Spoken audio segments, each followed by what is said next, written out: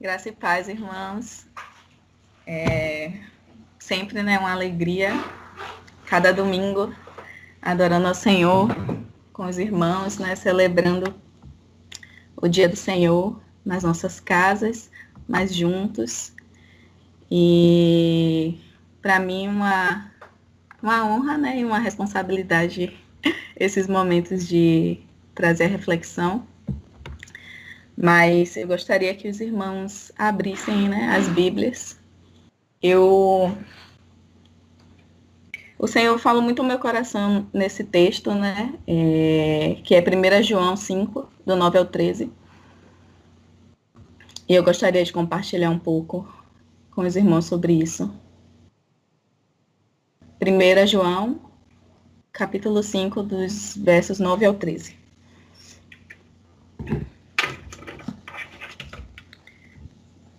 Porque cremos em testemunho humano, certamente podemos crer no testemunho de Deus, que tem ainda mais valor. E Deus dá testemunho acerca do seu Filho.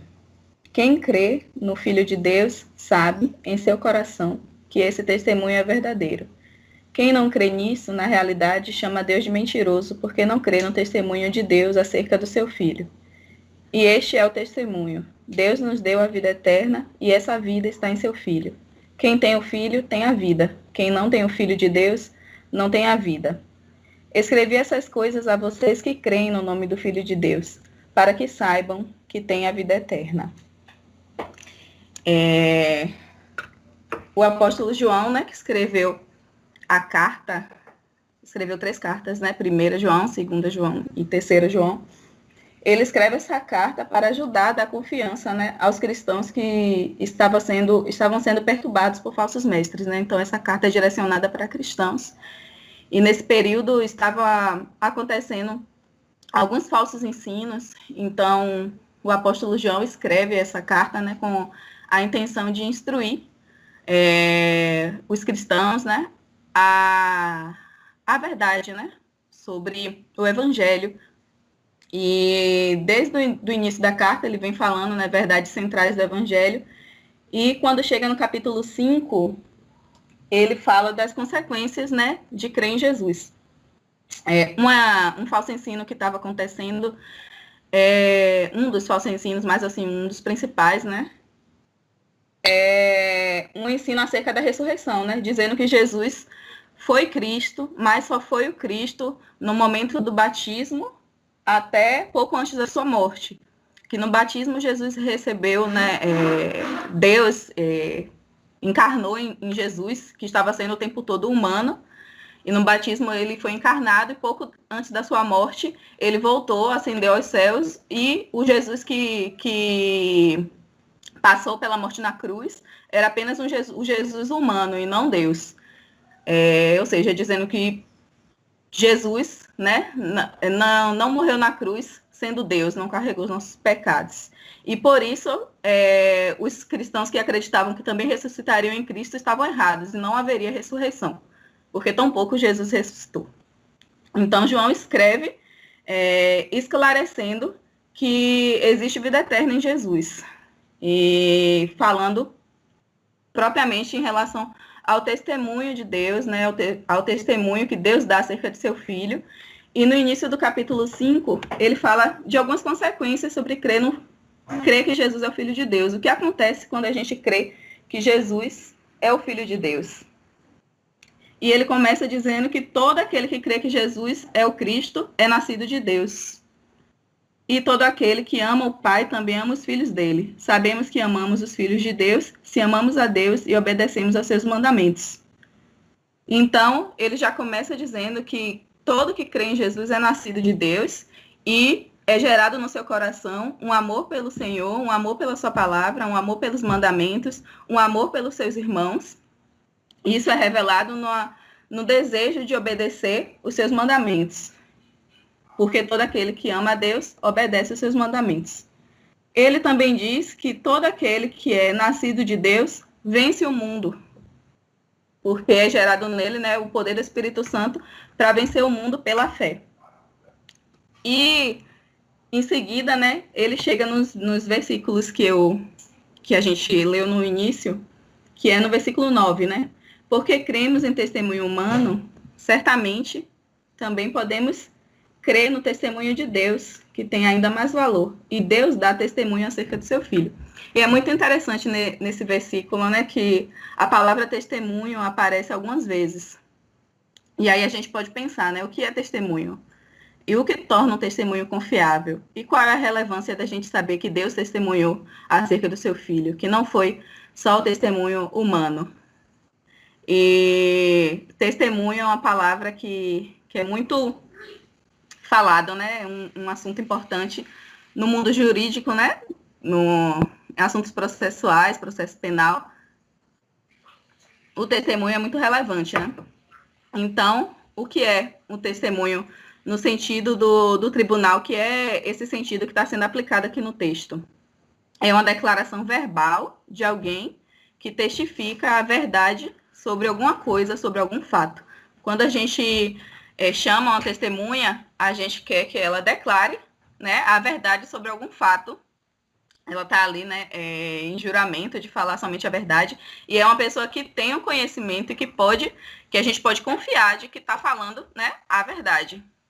Então, quando João diz que cremos e no testemunho humano, né, que muitas pessoas, muitos homens testemunharam que Jesus é o Filho de Deus, então certamente também podemos crer no testemunho de Deus, que tem ainda mais valor. E por que o testemunho de Deus tem ainda mais valor? Porque uma das coisas importantes, né, na credibilidade da testemunha, na sua confiabilidade, é a questão do caráter, né, da testemunha e do conhecimento que essa testemunha tem. Então, por que o testemunho de Deus tem ainda mais valor? E devemos confiar no testemunho de Deus? Porque conhecemos o caráter de Deus. Porque acreditamos, né, que Deus não mente, que Deus é conhecedor de todas as coisas, então devemos acreditar no testemunho que ele deu acerca do seu filho, que por isso esse testemunho tem tanto valor. E Deus dá o testemunho acerca do seu filho, ou seja, Deus testemunhou sobre o seu filho, que ele é o Filho de Deus e que nele há a vida eterna. E aí no versículo 10, ele faz uma afirmação muito importante. Diz assim: quem crê no Filho de Deus sabe em seu coração que esse testemunho é verdadeiro. Quem não crê nisso, na realidade, chama Deus de mentiroso, porque não crê no testemunho que Deus dá acerca do seu Filho.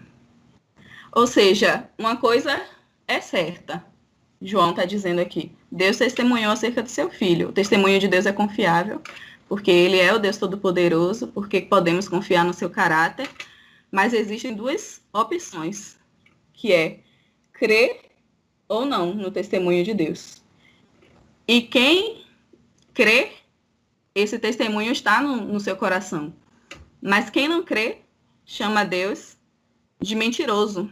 Estamos dizendo, as pessoas que não creem que Jesus é o Filho de Deus, logo estão chamando Deus de mentiroso, dizendo que ele, né, não disse a verdade acerca do seu filho, né? Estão pecando, né, contra Deus. E o que é verdade se nós não acreditamos em Deus? Fazemos Deus de mentiroso. O testemunho que Deus dá diz que duas coisas são verdadeiras. No versículo 11. Esse é o testemunho. Deus nos deu a vida eterna e essa vida está em seu Filho.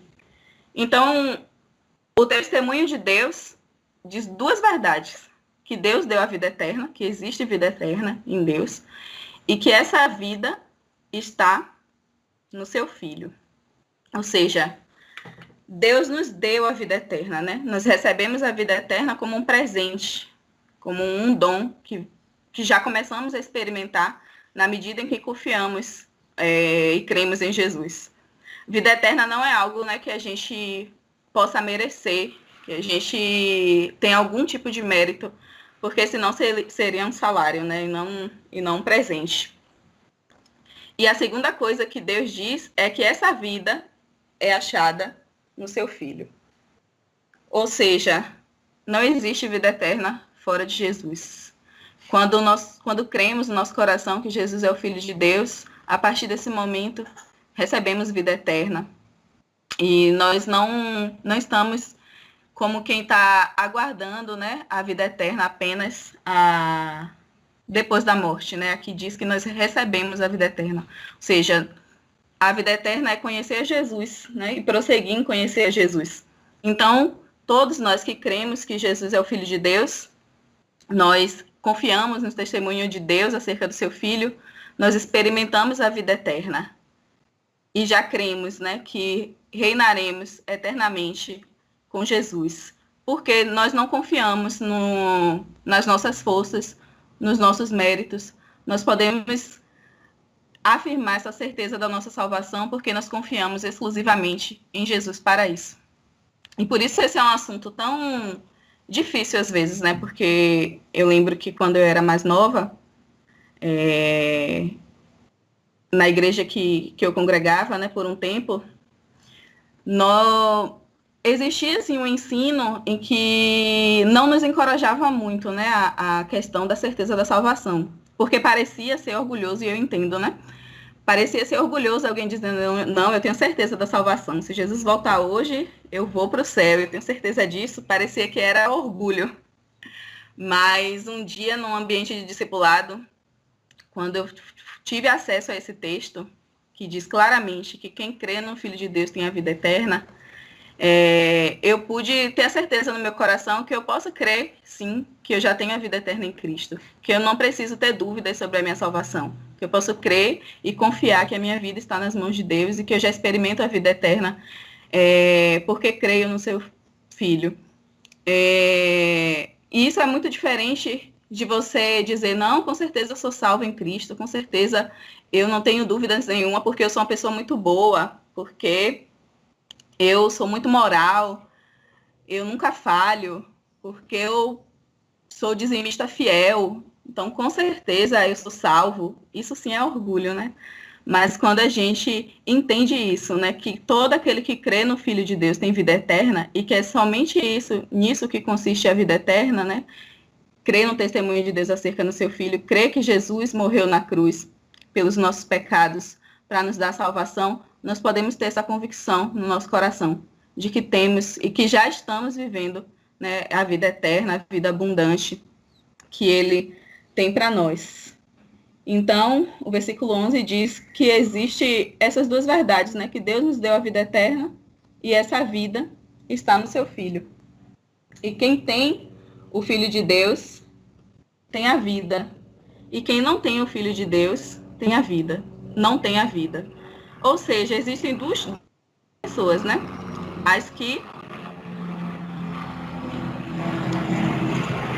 têm a vida, aquelas que têm o Filho, e assim têm a vida, e aqueles que não têm o Filho, nem a vida. Porque só é possível ter a vida eterna tendo o Filho. E é possível não ter o Filho e ter a vida? Não é possível. Existem muitas pessoas que estão enganadas, né, sobre a salvação, sobre a vida eterna, sobre a vida após a morte, porque elas estão confiando em outras coisas para ter essa certeza, né, da vida eterna. Mas aqui a gente vê claramente que só é possível ter a vida eterna quem tem o Filho de Deus. Então não é possível ter vida eterna sem crer em Jesus. E isso é muito importante porque muitas vezes a gente, principalmente quando a gente está compartilhando o evangelho para alguém, evangelizando, a gente encontra muitas pessoas que afirmam que eu temo a Deus, eu confio em Deus sim, né? Deus está no meu coração, eu sou um filho de Deus. Mas quando a gente vai conversar um pouco e se aprofundar para saber o que a pessoa crê sobre Jesus, a pessoa não tem essa confiança de que Jesus é o Filho de Deus, né? E isso torna insuficiente, né, para ela ter um relacionamento com Deus e alcançar todas as bênçãos espirituais que a gente recebe em Cristo, porque ela não crê em Cristo. Então, muitas vezes as pessoas estão confusas, né? Acho que talvez por o cristianismo ser uma religião, né, tão pregada, né, tão exposta, né, a gente conhecer as narrativas, mas muitas vezes as pessoas não entendem, né, o caminho da salvação, né, e por isso que nós somos chamados, né, para falar sobre isso e para explicar para os nossos amigos, para os nossos irmãos, para a nossa família, para os nossos colegas de trabalho, que só é possível ter a vida eterna em Jesus, que Deus deu a vida eterna, que a vida eterna está disponível, a porta está aberta, mas que o acesso a isso só está em Jesus, né? Que só quem tem o Filho de Deus, só quem crê no seu coração e confia que Jesus morreu para a salvação dos nossos pecados, é que tem a vida eterna nele. Por quê? Porque a vida eterna está no Filho, porque ele é a vida eterna. Então não é possível vida eterna fora de Jesus. Mas é possível achar que se tem a vida sem tê-la? Com certeza, né? Muitas pessoas estão enganadas pelo inimigo, pelo mundo, pensando que tem vida eterna fora de Cristo. E é possível, uma pergunta importante, se é possível ter a vida eterna e não ter certeza? É possível um cristão ser salvo, ter vida eterna, estar desfrutando disso e não ter certeza? É possível. Porque justamente por isso que João escreveu a carta, né? A gente vê no versículo 13. Escrevi essas coisas a vocês que creem no nome do Filho de Deus, para que saibam que tem a vida eterna. Escrevi essas coisas a vocês que creem. Ou seja, João está escrevendo para cristãos, para pessoas que confessaram que creem em Jesus Cristo. A vocês que creem no nome do Filho de Deus, para que vocês saibam que tem a vida eterna. João está ensinando que podemos, nós que cremos que Jesus é o Filho de Deus, não precisamos ter dúvidas em relação a isso.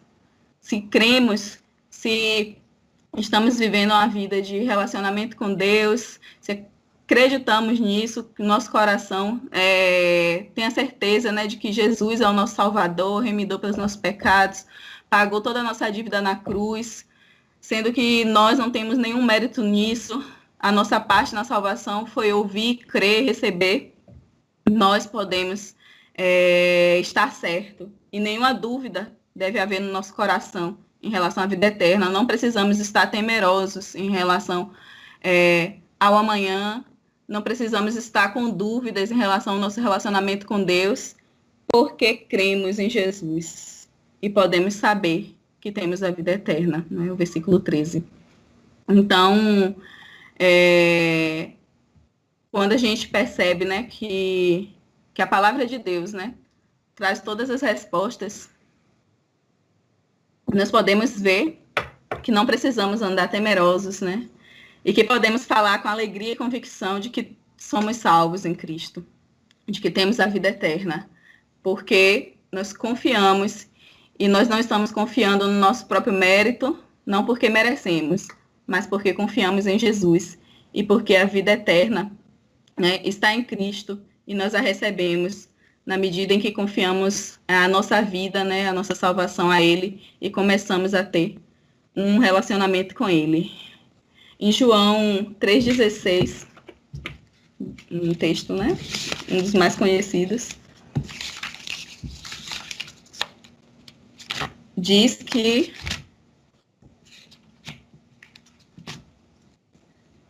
deixa eu abrir.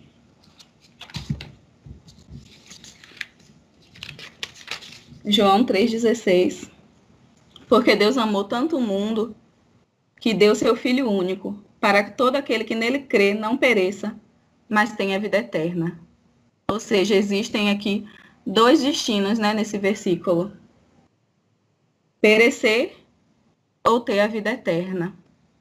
E o destino que Deus deseja, né, para todos, né, nós cremos que Deus amou o mundo tanto, e que aqui, quando fala o mundo, é que Deus amou todas as pessoas, que o desejo de Deus é trazer salvação a toda a humanidade, os nossos amigos, os nossos familiares, todos aqueles em que oramos, em que desejamos, né, estar salvos em Cristo, desfrutando de um relacionamento com Deus.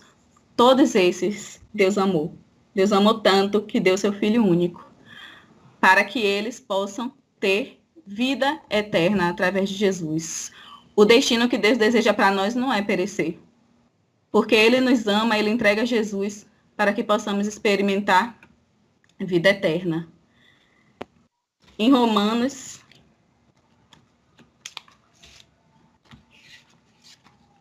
6, versículo 23. Outro texto também muito conhecido, né? Diz que o salário do pecado é a morte, mas a dádiva de Deus é a vida eterna em Cristo Jesus, nosso Senhor. Ou seja, nós que confiamos em Jesus sabemos que o nosso salário, né, o pagamento, né, devido, a nossa devida recompensa, o nosso salário seria a morte por causa dos nossos pecados. Nosso salário é a morte, mas através de Jesus, a dádiva de Deus é a vida eterna. A dádiva de Deus é a vida eterna em Cristo Jesus, nosso Senhor. Ou seja, a vida eterna que Paulo também, né, afirmando que a vida eterna está em Jesus, nosso Senhor, e que isso é uma dádiva, um presente do qual não podemos nos vangloriar, né? Romanos 5:8. 5:8 também afirma, né, que Deus nos provou seu grande amor ao enviar Jesus Cristo para morrer por nós, quando ainda éramos pecadores. O amor de Deus, ele não cessou, mesmo sendo nós pecadores. Na verdade, ele expressou seu amor por nós de uma forma ainda mais poderosa, né? Porque por um bom, né, por um justo, alguém poderia morrer. Mas Deus morreu por nós. Cristo morreu por nós, sendo nós ainda pecadores, né, demonstrando o seu amor. Então, o que é que levou Deus a dar seu filho para morrer por nós? O seu amor. Jesus morreu por nós. E por que Jesus que tinha que morrer? Porque só Jesus, né, poderia pagar o preço, a penalidade, né, que era nossa.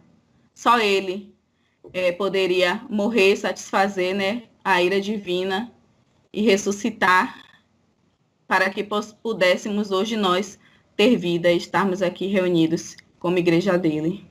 Só Jesus poderia fazer isso, morrer por nossos pecados, para que hoje pudéssemos, né, ter uma nova vida. E ainda em João 5,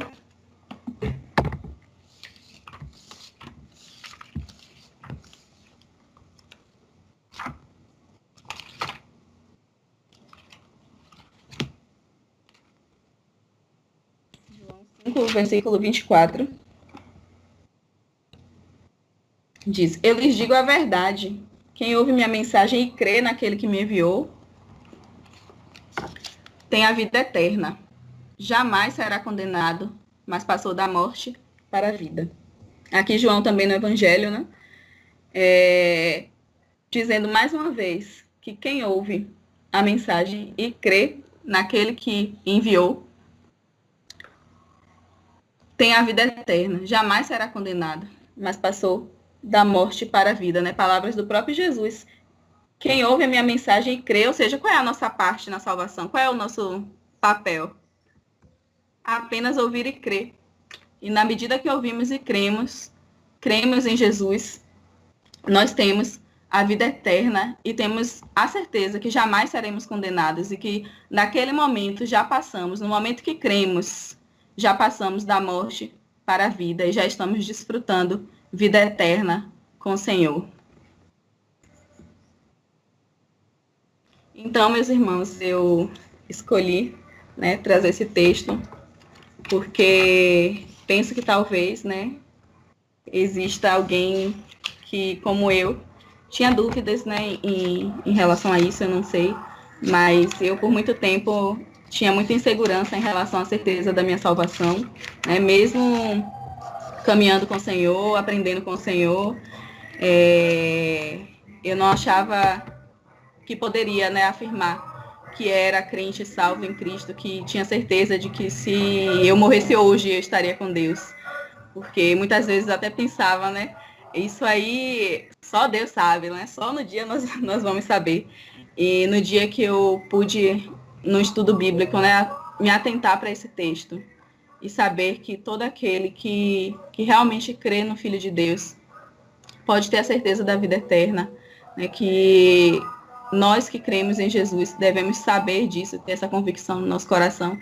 Isso mudou a minha perspectiva, né, a minha vida mesmo, né, minha forma de entender a vida eterna, né, de saber que eu já desfruto, né, da vida eterna hoje, porque isso está garantido em sua palavra e Deus não nos deixa confundidos, né, as Santas Escrituras estão aqui para isso, né, o Senhor nos instrui acerca disso e João instruiu a igreja naquele tempo, e isso serve para nós, né? Para que a gente que crê no nome do Filho de Deus possamos saber que temos a vida eterna nele, né? E não nos sentir inseguros em relação a isso.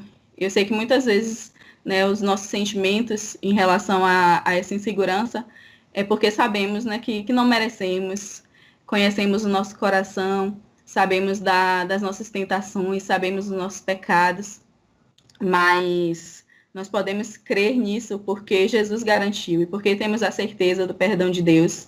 Sabemos que se confessarmos os nossos pecados, Ele é fiel e justo para nos perdoar e nos purificar de todo pecado.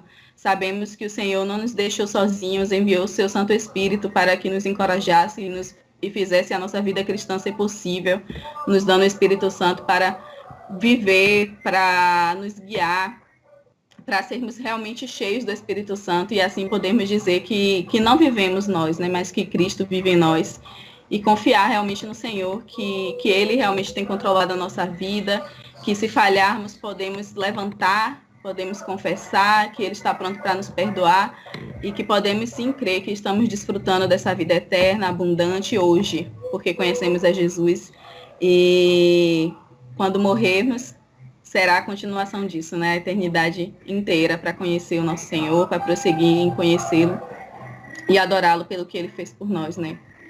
Com tanto amor de nos trazer para perto de Deus, para ter um relacionamento com Ele, nos segurar, né? Nos fazer perseverar, nos fazer permanecer, não nos deixar cair e nos garantir vida eterna, vida que sabemos que o mundo não pode oferecer, mas que nós que conhecemos a Jesus podemos desfrutar e o nosso coração pode estar seguro nessa verdade, porque mesmo porque que a gente entende, né? João fala que escrever essas coisas a vocês que creem para que saibam. Porque João sabia que é possível ter a vida eterna e não saber, né? Estar em dúvida, estar inseguros. Mas o que me alegra é saber que mesmo quando a gente está em dúvida em relação a tanta coisa na vida cristã, que muitas vezes o nosso coração fica duvidoso, né?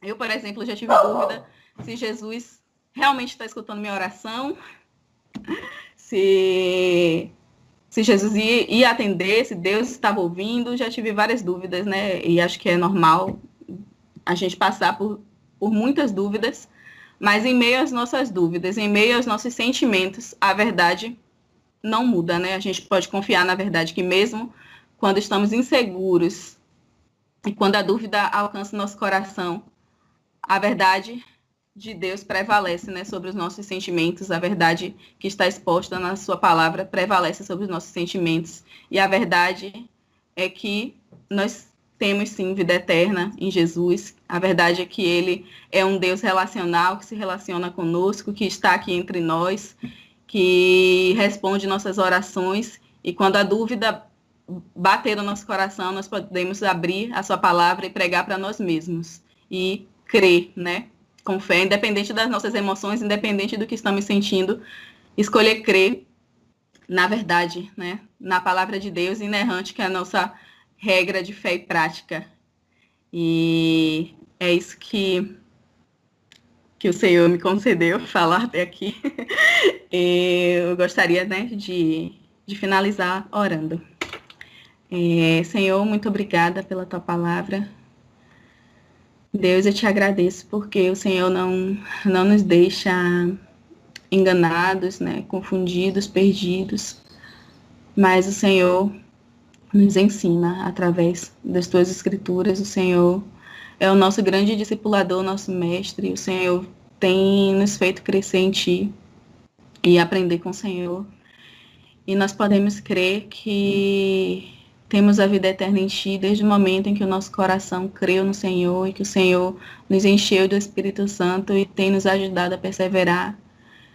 Pai, nós pedimos que essa certeza seja cada vez mais forte no nosso coração e que nós possamos, Pai, comunicar essa verdade para outras pessoas e falar a todos à nossa volta que só existe vida eterna no Senhor, que só existe vida eterna no Senhor, que não existe, Pai, vida abundante, vida eterna fora de Cristo. Que sejamos, né, um meio para que o mundo possa saber disso, que Jesus é o único caminho e a vida. E é isso que eu oro, Deus, no nome de Jesus. Amém. Bom, eu gostaria de tocar em 3 pontos aqui, que Larissa falou, no meu comentário também. Não é sermão, mas é 3 pontos bem breves, viu, Larissa? Primeira, Larissa colocou o seguinte: o que é verdade para quem não crê em Deus, né? Então, como é que eu posso defender a verdade se eu não creio? Ou seja, o que é verdade para um ateu, né? Então é difícil a gente entender isso. Deixa eu abrir aqui a câmera que estava fechada. Pronto. Eu me lembro que lá em Romanos capítulo 3, versículo 4, Paulo fala sobre isso. Seja Deus verdadeiro e todo homem mentiroso. E, na verdade, o homem é pecador. Então, todo ser humano, como já foi até visto aí na palavra. Então, Deus verdadeiro, não existe verdade em Deus. Então, se não cremos no testemunho, se não cremos que Jesus Cristo é o Messias, que veio com um propósito definido por Deus para buscar e salvar o que se havia perdido, então nós estamos chamando Deus de mentiroso, é o que o texto está dizendo, né? Então não há mentira no Senhor, óbvio, Deus é perfeito. Então a verdade é que Cristo veio para buscar e salvar o que se havia perdido, é o cumprimento da promessa. Cristo é o cumprimento da promessa. Só Ele pode resolver o problema fundamental do ser humano. E as pessoas têm aquelas dúvidas, né? Até foi muito bem colocado por Larissa, né? Até se a salvação não pode ser fora de Cristo. Tem pessoas que são tão corretas, são pessoas assim politicamente corretas, como se usa muito essa expressão, mas a gente não pode confundir, irmãos, vida moral com vida espiritual. São 2 coisas distintas. Então, o ser moralmente correto, ter uma vida libada, com todos esses cuidados, ser um excelente profissional, cuidar das pessoas, ajudar, tudo isso é muito importante e necessário, extremamente necessário. Mas não resolve o problema fundamental do homem. Essa é a questão. A Bíblia diz que sem derramamento de sangue não há remissão. E o sangue de um justo teria que ser derramado. E esse justo foi Cristo. Então é por isso que não há salvação fora de Cristo. Entende, irmãos? Então isso tem que ficar muito claro para as pessoas, que, como também Larissa colocou, se a salvação fosse meritória, então seria um pagamento ou um salário e não a graça. E a Bíblia é muito clara quando fala que pela graça sois salvos, mediante a fé, e isso não vem de vós, é um dom de Deus, e não vem das obras para que ninguém se glorie. Está muito claro lá em Efésios capítulo 2, versículos 7 e 8. Então, amados irmãos, muito bom esse tema. Como também a nossa irmã Andréa acabou de falar, se você tem dúvida da salvação ainda, que essa dúvida tenha sido tirada nessa manhã. E se a dúvida persiste, desfrute do Evangelho, desfrute de Cristo, porque esse é um benefício do salvo em Cristo, é desfrutar dele. O próprio Jesus dá essa promessa, não é? O Emanuel quer dizer Deus conosco. E lá em Mateus capítulo 28, versículo 19, quando Jesus comissiona os apóstolos, né? Tanto ir de fazer todas as nações, ensinando-os tudo aquilo que eu vos tenho dito, né? Batizando em nome do Pai, do Filho e do Espírito Santo, e eis que estarei convosco todos os dias até a consumação do século. Então, eu preciso desfrutar da companhia de Jesus. Eu sou um cristão, eu tenho um grande general, então eu tenho que desfrutar disso. E a certeza da salvação é algo que tem que estar no meu coração, não porque eu mereço, foi muito bem explicado isso, não porque eu me acho justo, mas a certeza da minha salvação é porque eu tenho a certeza que Jesus morreu, eu tenho certeza que o sangue foi derramado, e aquele sangue não foi derramado por um outro motivo, senão para me reconciliar com o Pai. Né? Eu ouvi essa semana, inclusive, estamos aí na Semana da Reforma, ontem foi o dia da Reforma, 31 de outubro, e eu ouvi sobre a questão da justiça, vamos falar um pouco sobre isso à noite, mas o que é ser justificado? Ser justificado, meus irmãos, é não ter nenhuma pendência com a lei.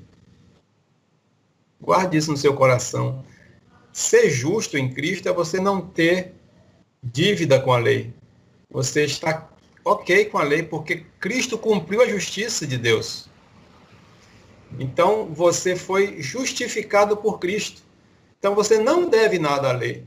Você não tem mais pendência. A promissória foi paga, foi quitada. Né? E você já está livre. Desfrute disso. Viva isso, porque se nós não desfrutamos disso, não vivemos essa realidade, nós estamos tendo a vida de religiosidade, irmãos. Indo à igreja, buscando viver dentro daquele contexto de legalismo, não é? Se achar que, porque eu, como foi muito bem colocado, eu sou um dizimista, porque eu frequento os cultos, porque eu jejum, porque eu... Isso é o que o fariseu falou lá no templo, né? Mas não é isso que vai salvar. Isso são nossos compromissos de salvos com a obra de Deus, mas eu tenho que ter a certeza que, mesmo pecador, pecadora, eu fui justificado pelo sangue de Jesus e hoje vivo com Cristo, procurando me relacionar cada vez mais com o Senhor, dentro desse contexto de filho mesmo de Deus, não mais de criatura, mas de filho de Deus em Cristo Jesus.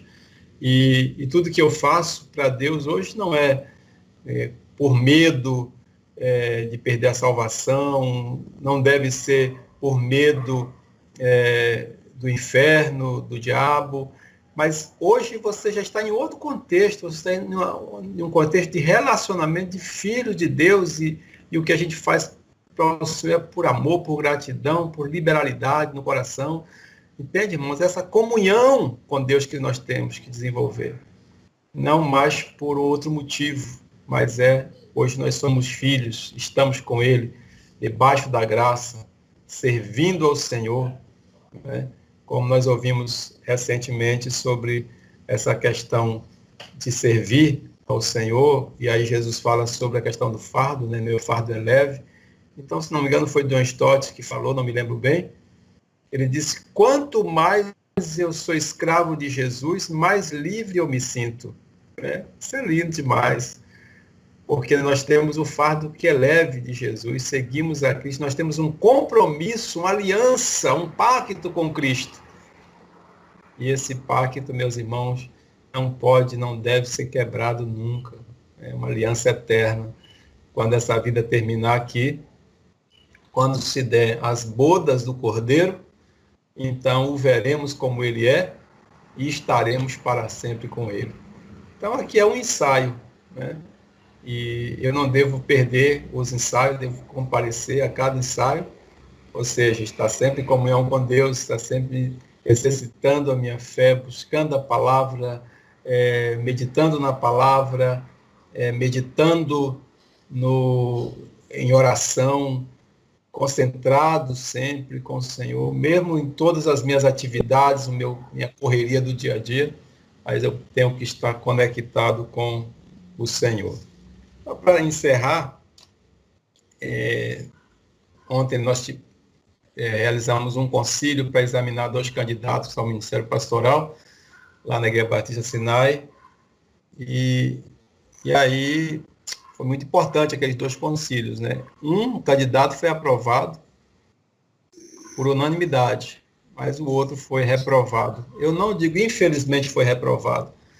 Ele foi reprovado porque não atendeu ali aos requisitos do exame, mas foi importante porque se deu mais um tempo para que ele possa estudar, rever algumas coisas e retornar para um novo concílio, no mínimo daqui a 6 meses. Isso é muito importante, meus irmãos, porque a gente precisa de homens, de mulheres, de pessoas preparadas para estarem à frente da congregação, ensinando a palavra. Então, essa pessoa, o concílio tem essa prerrogativa de aprovar ou de reprovar, justamente para preservar o evangelho.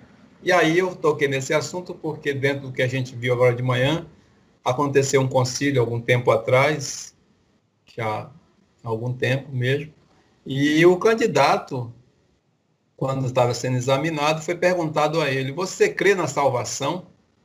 Não é nenhuma pergunta comum em concílio, né? Mas o examinador perguntou para ele: você crê na sua salvação? E ele ficou em dúvida.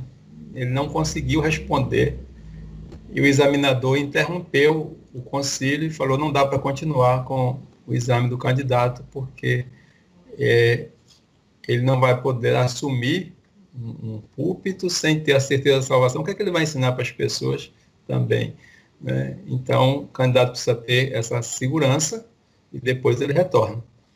Ou seja, meus irmãos, ser salvo não depende de você, depende de Cristo, não depende da sua obra, depende da obra de Cristo, mas você precisa crer e estar convicto disso. Desfrute de Cristo, desfrute da palavra, desfrute do Evangelho e siga em frente, firme com Jesus. Glória a Deus. Muito bom. Obrigado, minha irmã Larissa. Obrigado, Salomão, pela direção do culto. A todos os irmãos que participaram, Rosania e no louvor. Deus seja louvado. A participação de cada irmão foi muito importante para a nossa edificação. Amado Senhor, a Ti honra e toda glória, todo louvor, toda exaltação. Aceita a nossa gratidão por esta manhã, por esse dia que estamos vivendo. Nós te agradecemos pelo perdão dos nossos pecados, pela certeza da salvação, da vida eterna. Por tudo nós te agradecemos. Aceita o nosso louvor e nossa adoração. Nós somos gratos ao Senhor por cada irmão que aqui está. Somos gratos ao Senhor pela ministração da palavra e por tudo que o Senhor tem feito, está fazendo e vai fazer. Te agradecemos em nome de Jesus. Amém.